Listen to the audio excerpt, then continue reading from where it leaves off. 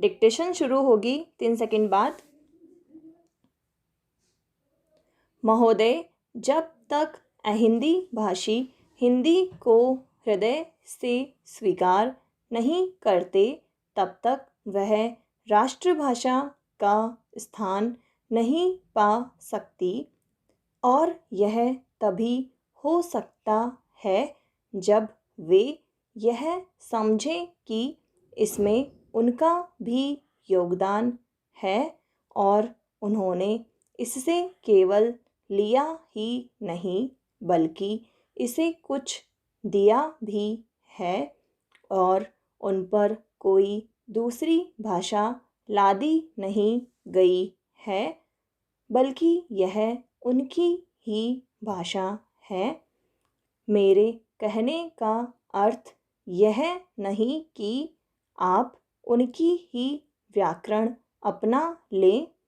इसका अर्थ यही है कि आप उदारतापूर्वक जितना ले सकते हैं ले लें। भाषा इसी प्रकार बन सकती है। यह भी आवश्यक नहीं है कि उसको स्वीकार करने पर आप वही लिखना आरंभ कर दें, परंतु जो वे लिखें उसको आप गलत न समझें। आज किसी भी भाषा का रूप वही नहीं है जो उसके प्रारंभिक काल में था। उसमें परिवर्तन होता रहता है। हिंदी के इतिहास में भी आपको यही बात मिलेगी। मैं हिंदी का कोई विद्वान नहीं हूँ, पर मैं अपने अनुभव से कह सकता हूँ कि उसमें भी पिछले 500-600 वर्षों में बहुत अंतर पड़ा है, तथा पहले की और आज की हिंदी में काफ़ी अंतर है। इसलिए नवयुग में जब वह देश की भाषा बनने जा रही है तो उसमें थोड़ा अंतर करना भी पड़े तो वह स्वीकार कर लेना चाहिए, जिससे उसका अन्य प्रदेशों के लोगों के साथ मेल बैठ जाए। कई अहिंदी भाषी लोगों ने भी हिंदी की काफ़ी सेवा की है। आपके राज्यपाल महोदय अहिंदी भाषी हैं और इन्होंने अपनी भाषा की बड़ी सेवा की है। यह भी हिंदी के पक्ष में थे और इन्होंने बड़ा योग दिया, जिसके कारण हम संविधान सभा में सफल हो सके। इनका भी यही विचार है जो मेरा है। मैं चाहता हूँ कि इनको भी हिंदी की सेवा करने का अवसर दिया जाना चाहिए। उसका फल हिंदी के लिए और देश के लिए अच्छा ही होगा। मानपत्र में आपने संस्कृत के संबंध में कहा है। मैं मानता हूँ कि हमारे देश में संस्कृत का अध्ययन आवश्यक है, क्योंकि देश की सभी भाषाओं का स्रोत वही भाषा है। संस्कृत से हमारा संबंध अटूट है। इसकी पढ़ाई लिखाई कम हो गई है। यह हमारे लिए दुख की बात है। मैं आशा करता हूँ कि इसकी उन्नति होगी।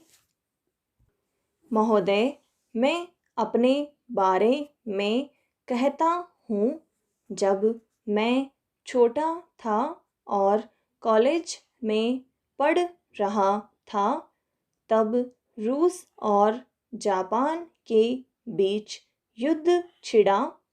उस समय समाचार पत्रों में जापान के संबंध में बहुत सी बातें छपा करती थीं। उनमें एक बात यह भी थी कि जापान में समूरिया जाति के लोगों ने अपने सब अधिकार वहाँ के राजा को दे दिए थे। उसके बाद जापान बड़ी उन्नति कर सका। हम लोग यह पढ़कर आश्चर्य और सराहना करते थे। उससे बढ़कर हमारे यहाँ के लोगों ने स्वराज्य स्थापित होने के बाद 1-2 वर्ष में एक उदाहरण उपस्थित करके दिखाया। हम भी अपने हजारों वर्षों के इतिहास को नहीं भूलेंगे।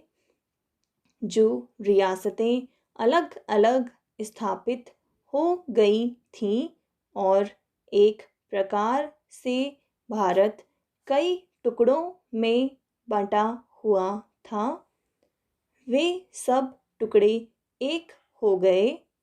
आज ब्रिटिश भारत और देसी रियासतें मिलकर एक हो गई हैं।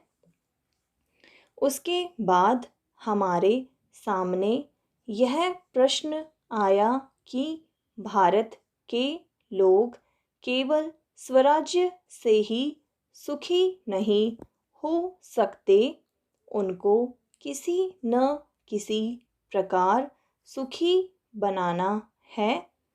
इस संबंध में सरकार ने अपनी ओर से प्राय सभी राज्यों में जमींदारी और जागीरदारी उन्मूलन के कानून उपस्थित किए और वे कानून पास हुए। प्रसन्नता की बात तो यह है कि बहुत से स्थानों में कानून उन लोगों की स्वीकृति से तथा उन लोगों की सलाह से पास किए जिनकी जमींदारी और जागीरदारी समाप्त हो जानी थी। यह भी देश प्रेम का उदाहरण है। उन लोगों ने अपनी संपत्ति का त्याग इसलिए किया कि उससे सारे देश को लाभ पहुँचे। वह काम भी लगभग पूरा हो गया और पूरा होता जा रहा है। हमारे सामने मार्ग प्रशस्त है और अब हमें इस पर चलने की शक्ति चाहिए।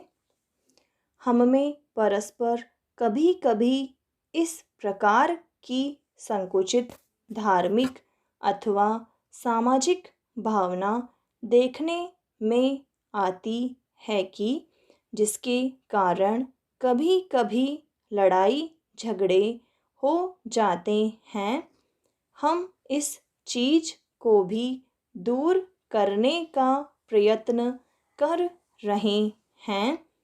हमारे संविधान में स्पष्ट बता दिया गया है कि कोई चाहे किसी भी धर्म का क्यों न हो, किसी भी जाति का क्यों न हो, इस देश में सबको समान अधिकार है।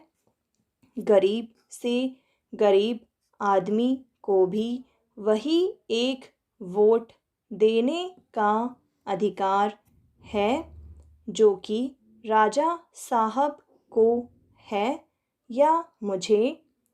धर्म के नाम पर किसी प्रकार का भेदभाव नहीं किया जाता है। समाप्त।